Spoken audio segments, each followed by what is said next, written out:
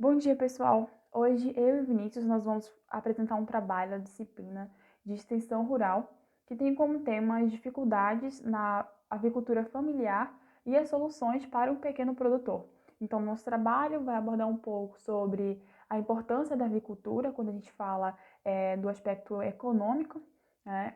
A importância também do pequeno produtor, qual a relação da extensão rural com esse meio, com esse meio de produção. Então, quais são os métodos que podem e que devem ser utilizados, a forma de abordagem que a gente deve fazer. E nós fizemos também uma entrevista com o granjeiro para saber qual é a rotina, como era o processo lá com que ele trabalhava e trazer um pouco dessa rotina para vocês ficarem por dentro do assunto. Então, nós perguntamos sobre o que era o trabalho, como era a granja, quais eram as principais dificuldades, os principais problemas enfrentados por eles e sugerimos algumas ações, algumas intervenções para amenizar esses problemas ou até mesmo solucioná-los. Bom, hoje nós sabemos que a avicultura brasileira ela tem uma grande importância econômica, mas isso nem sempre foi assim. Então, por volta do ano de 1950, 1970, essa avicultura ela não era tão desenvolvida, né? Então, ela não tinha recursos para se desenvolver e não tinha tanta significância na economia do nosso país. Então, o que é que foi feito? Foram introduzidas novas linhagens de aves, foram feitos trabalhos de pesquisa sobre melhoramento genético, aplicando nessas novas linhagens, foram feitos, foram investidos, né? Ocorreu vários investimentos nessa área e isso provocou um grande avanço nessa área, tanto que o Brasil hoje ocupa uma área de destaque. Quais eram os objetivos para esse investimento? Então, primeiro, reduzir o índice de mortalidade, aumentar a conversão alimentar. Então, esses animais eles acabam sendo abatidos mais jovens e, consequentemente, isso eleva a produtividade. Sem contar com o bem-estar dos animais, né, que houve uma grande melhora também. Então, devido a todo esse avanço, hoje o Brasil ele ocupa um lugar de destaque. Hoje o Brasil é o país que mais exporta a carne de frango e é o terceiro maior produtor da carne de frango. Nós sabemos que não existe apenas os grandes produtores, mas existe também aqueles pequenos produtores e eles têm a sua importância na economia do nosso país também, eles são de extrema importância. E qual seria a relação da extensão rural nesse meio de produção? Nós sabemos que a extensão rural ela traz benefícios, então ela promove um aumento na produtividade, mas é muito importante que as mudanças feitas elas sejam adequadas à realidade do produtor. Vimos na sala de aula que há dois métodos, né, de extensão rural. O convencional, que é aquele que impõe o seu conhecimento. Então, o profissional chega lá na propriedade, já fala o que tem que fazer, mesmo que ele não vá impor de forma autoritária, mas ele chega e fala o que tem que ser feito, sem conhecer bem o local, sem conhecer a rotina, as pessoas que estão sempre ali naquele dia a dia. E tem um método libertador, onde a comunicação é a base do trabalho. Então, aquele profissional ele vai saber, ele vai procurar saber como é a rotina daquela propriedade, o que está sendo feito, o que deve melhorar, conversando com as pessoas. Procura estar envolvido antes de antes de começar a fazer as mudanças.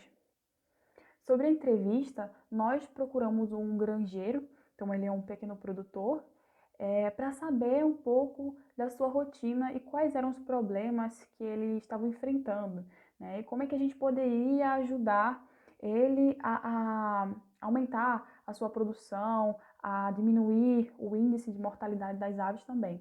Lembrando que as medidas de intervenção devem sempre se adequar às condições do produtor. Fala pessoal, bom dia, tudo bom com vocês? Então, falar um pouquinho acerca da entrevista, né? Então, entramos em contato com o Júnior, que é um amigo nosso, granjeiro, ele tem uma granja, né? Ele mesmo cuida da granja dele. E entramos em contato para saber se ele preferia que fosse uma entrevista por ligação, por WhatsApp, ou pessoal, né? Depende aí do que ele achasse melhor. E diante da realidade que estamos vivenciando, nós preferimos que fosse por ligação, né? E ele fez um pedido que ele não gostaria que fosse gravado, né? Por motivos de vergonha, etc.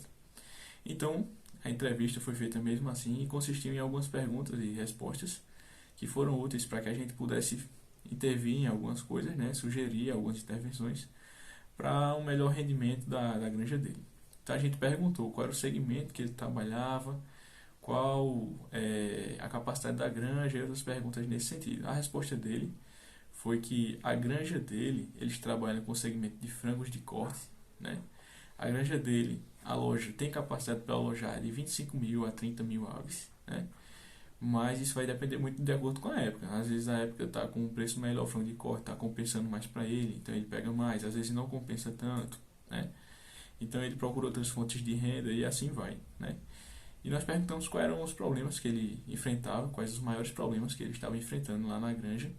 E ele falou pra gente que um dos maiores problemas que ele tinha lá era a alta taxa de mortalidade. A taxa de mortalidade ela deve ser a menor possível. E lá na granja dele estava mais ou menos em torno de 7%, 10%. Ficava variando aí nesse índice altíssimo. Que no final das contas representa dinheiro que ele investiu e não recuperou.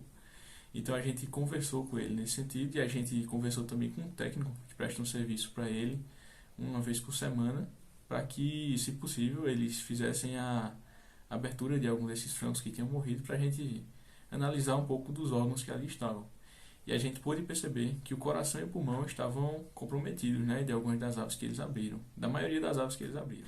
E esse comprometimento ele consistia numas manchas difusas de cor preta, né? Então, diante de pesquisa, diante de perguntas aos veterinários, a gente pôde observar que essas manchas elas são decorrentes da amônia, né? A amônia ela vai ser liberada no ar quando aquela palha de arroz, né, aquela cama onde as aves ficam sob ela, que quando elas se juntam, junto com fezes e outros dejetos, inclusive o próprio alimento que cai naquela cama, elas liberam a amônia, né? Então a proposta de intervenção que a gente pôde sugerir é que ele utilizasse um cabo de vassoura, né? Empurrasse sobre toda aquela cama até chegar no chão e fosse empurrando, fazendo a quebra daquela palha, né? Então, a partir do momento que ele faz isso, há uma drenagem dos dejetos e ao mesmo tempo a palha não fica densa, não fica junta, né, adensada. E aí então, né, diminui consideravelmente esses níveis de amônia, né, que estão no ar, melhorando a qualidade de vida do frango, né, diminuindo a mortalidade e também melhorando a qualidade de vida dele, que não estaria inalando aquele ar, que a longo prazo pode causar problemas para o granjeiro, né.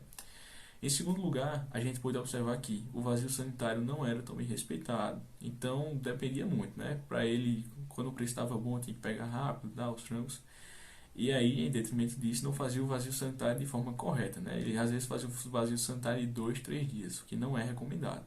Então a gente orientou ele nesse sentido, procurar fazer um vazio sanitário realmente respeitando, né, as normas, um tempo que fosse adequado. E a gente pôde conversar com ele mais um pouco e observar através das fotos alguns outros problemas que poderiam estar acontecendo ali na granja.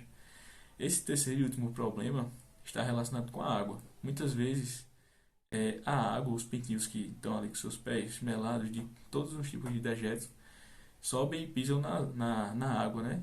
E ali todos eles bebem, enfim. Diante disso, não teria como fazer uma mega mudança, né? Mas a gente pôde observar também que essas águas eram utilizadas na limpeza do vazio sanitário e também na refrigeração de toda aquela granja. Então a gente pensou assim que a qualidade de água é primordial para todos esses eventos que ocorrem dentro da granja. Para isso, a gente pôde solucionar ele pequenas pastilhas, né?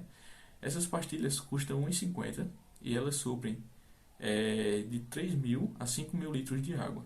Então, lá no caso dele, a caixa de água que ele utiliza é de 10.000 litros. Então, com duas pastilhas, ou seja, com R$ 3 por mês, que ele usa de uma caixa a duas por mês, vai depender aí da quantidade de frangos que ele usa. Então, ele gastaria de 6 a 12 reais por mês, com uma qualidade de água muito superior à encontrada lá e que seria muito benéfica tanto para a rentabilidade dele no final das contas, diminuindo a mortalidade, tanto para a qualidade, tanto da limpeza quanto da própria água que aqueles frangos iriam ingerir, né, o bem-estar animal. Então essas foram as propostas que a gente procurou, né, sugerir, propostas baratas, propostas que são de rápido prazo, né, ele já pode observar algumas mudanças, né, tendo em vista que o tempo aí do frango de corte é basicamente 1 mês e meio, né? Então são propostas rápidas de baixo custo e que a gente procura melhorar a qualidade de vida do animal e a qualidade de vida também do granjeiro, do trabalhador que ali está todo dia. Então é isso, pessoal.